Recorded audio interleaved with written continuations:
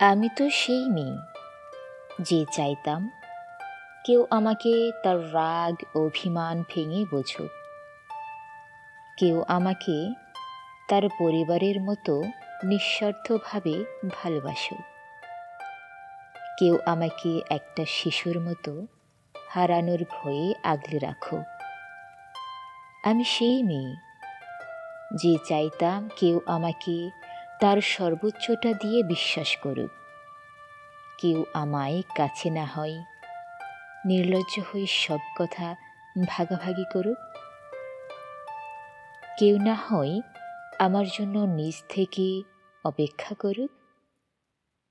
হাজারো ব্যস্ততা থাকা সত্ত্বেও একটাবার আমাকে জিজ্ঞাসা করুক আমি কেমন আছি, কি করছি।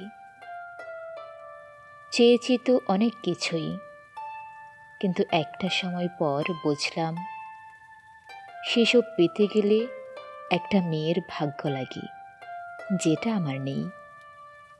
আমার কেবল আছে কিছু নিজস্ব কষ্ট।